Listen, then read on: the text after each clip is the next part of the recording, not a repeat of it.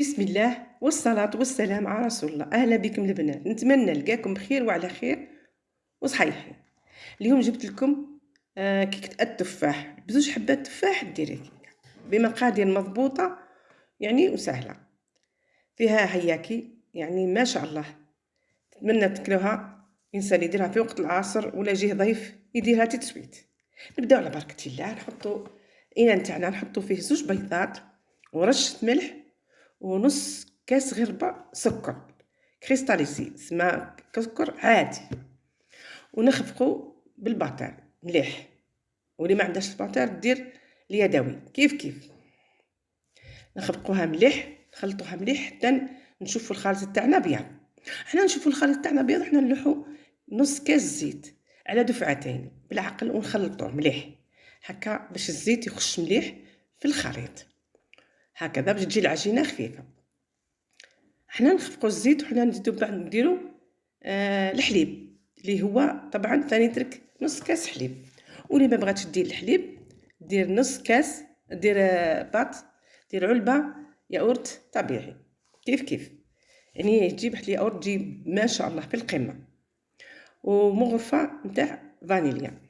اللي ما بغاتش دير فانيليا هي تجيب القشور تاع الليمون خير، قارص خير، تجيب بنينه ومليحه اكثر واكثر، يعني بالقشور احسن من الفاني. دوك حنا الحليب ثاني الحليب كيما كيف نلوحو على دفعات ونخلطو مليح بالباطار مليح حتى يتخلط معنا العجين. كملنا الحليب نخلطو مليح. دركا نجيبو عندنا كاس ونص فرينه وكيس خميره كيميائيه نلوحوه، تكون مغربله الفرينه طبعا مغربلتها مليح باش تخش الهواء في العجين ونخلط مليح. الكيس تاع الفرينه اللي هي الكيس اللي خلطنا بالكاس اللي خلطنا به اللي من غير الكيل تاعو اللي هي 220 مليلتر نفس ويدهز درت كاس ونص فرينه، نفس الكاس اللي كيقلت به الحليب وكل شيء كيقلت به الفرينه هكذا.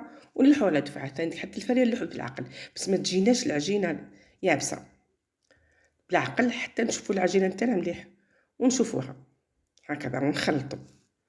وحنا هكذا خلطوها مليح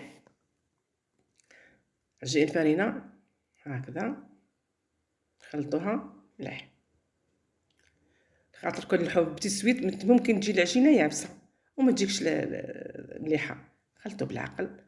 بعد تكون عندنا شويه شيكولا، حبيبات شيكولا اللي عندها شيكولا ثاني كذيك الاطراف تقطعها تربيها دير لها شي فرينه وتلوحها باش هكا ما تهبطش الكل في الكاع. الفرينه تخليها طالعه الفوق وتجي الحبيبات هذيك توزع كل في العجينه، تجيب كل عجينه كل فيها الشيكولا خاطر ويكون عندنا المول تاعنا اللي يكون هو تقريب 35 حتى 34 سنتيمتر القطر تاعو. ونديرو بابي كويسون في الكاع ونديرو شويه زبده في الكاع، بابي كويسون نديرو لها زبده ونديرو لها شي فرين نحطو لها بابي كويسون هياكي. وكون عندنا التفاح اللي قلنا عليه زوج حبات تفاح قطعناهم شرايح يكونوا شويه متان ما يكونوا رقاق ما يكونوا غلاظ، ودرنا لهم شويه قارص ما يكحلوش وحطيناهم في داخل في العجينه تاعنا هكذا نحطوهم كذا. من بعد نحطوها في نجيبو كنخلصو نحطو الدوائر تاع التفاح ندير لها شويه سكر غبره سكر ناعم احسن من نديرو سكر كريستاليزي، هكا سكر ناعم مليح ونحطوها في الفرن اللي كنا سخنا الفرن قبل. ومن بعد كي نسخنوه نهبطوا الدرجه نتاعو نخليوه على 100 تقريبا 160 170 على الاقل باش على حسب الفرن تاعك كل واحد الفرن تاعها باش تطيب مليح وما تكونش معجنه. هي احسن قد ما تديرش بزاف الحراره تجي تطلع وتجي مليحه. وندهنوها بشويه معجون يكون ما ديري والو المعجون، خلطيه برك مليح ودهني به باش يجيك مليح. ونديرو فوقها شويه لوز ولا كاوكاو إبيلي ولا ما ديريش كيف اللي عندك ديري ما عندكش ما ديريش.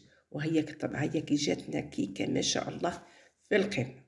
نتمنى تجربوها وتاكلوها ان شاء الله بالهنا والصحه، يعني ما شاء الله كيكه في القمه تستاهل.